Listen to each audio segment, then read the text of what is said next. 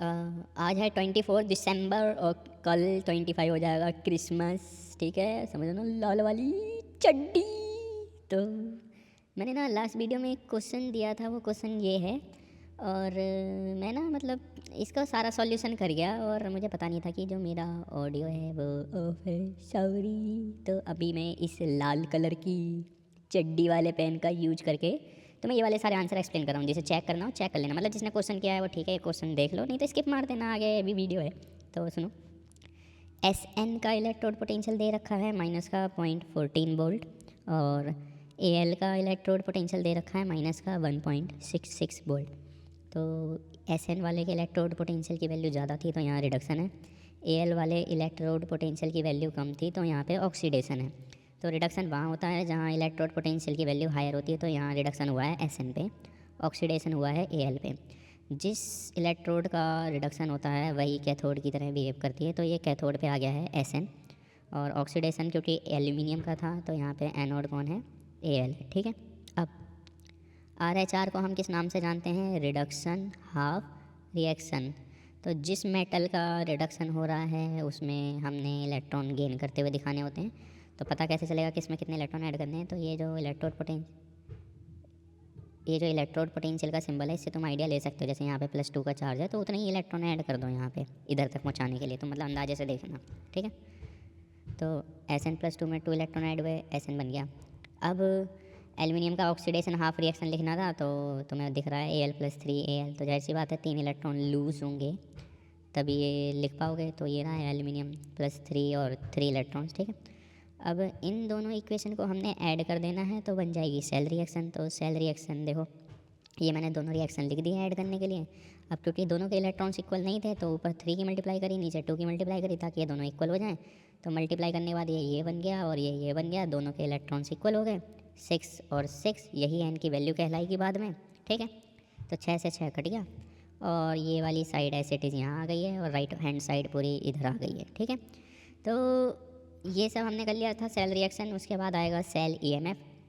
तो cell EMF का यहाँ पे मैंने बता रखा है कि एक फॉर्मूला है ई नॉट सेल, जिसे हम सेल ईएमएफ कहते हैं। तुम्हें अगर ये निकालना है तो वो मेटल जो कैथोड बना है उसके इलेक्ट्रोड पोटेंशियल से तुमने वो वाला इलेक्ट्रोड पोटेंशियल माइनस करना है जो कि एनोड बना था, जौन सा भी मेटल था। तो मैंने यहाँ पे रिप्रेजेंट भी कर रखा है क्योंकि एस एन कैथोड की तरह बिहेव कर रहा था, तो एस एन का इलेक्ट्रोड पोटेंशियल ये रहा। माइनस कर देंगे किससे, ए एल के इलेक्ट्रोड पोटेंशियल से, क्योंकि वो एनोड बना था, वो यहाँ लिखा है। ठीक, अब इतना तो कर लोगे, गणित माँ की चूड़ियाँ। ओ ये कुत्ता मत बनाओ सर जी। तो ये दोनों ऐड हो गई थी, सब हो गया था। अब आ जाओ गिब्स फ्री एनर्जी पे। तो गिब्स फ्री एनर्जी का जो यूनिट होता है मैंने बता रखा है, जूल पर मोल होता है। वो तो 1000 से हम डिवाइड करते हैं बाद में, तब जाके वो बनता है किलो। की का मतलब होता है किलो, मतलब 10⁻3। ठीक है, डेल्टा जी नॉट का जो फॉर्मूला है क्या है, माइनस का NFE0 सेल होता है।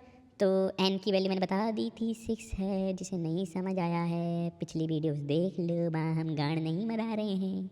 और F है 96500 और E0 सेल 1.52। ठीक है, मल्टीप्लाई करके ये सारा चुतियापा आ गया और यहाँ पे जूल पर मोल। ठीक है, तो 1000 से इसे डिवाइड करेंगे तो पॉइंट यहाँ आ गया, ये रहा वो पॉइंट। ठीक है, तो ये हमारा आंसर हो गया।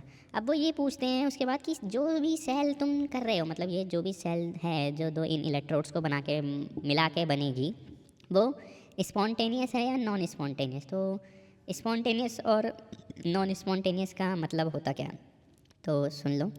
स्पॉन्टेनियस सेल वो होती है जो खुद से हो जाए, occur on its own without use of any external agency, मतलब इसे बाहर से किसी धक्के की ज़रूरत नहीं होती। नॉन स्पॉन्टेनियस वाली क्या होती है, नीड्स एक्सटर्नल धक्का, एक्सटर्नल एजेंसी, तभी ये रिएक्शन होगी, नहीं तो नहीं होगी। तो अब मैं कह रहा हूँ, अगर डेल्टा जी नॉट नेगेटिव आए तो सेल स्पॉन्टेनियस मानी जाएगी। अगर पॉजिटिव आए तो नॉन स्पॉन्टेनियस मानी जाएगी। तो इतनी गांड मरानी का है, क्यों सर ऐसी बातें आप क्यों करते हो? तो सुनो, नहीं मैं चूतिया, मेरा दिमाग चूतिया है, तो सुनो। अरे भैया फॉर्मूला है माइनस का NF E0 सेल।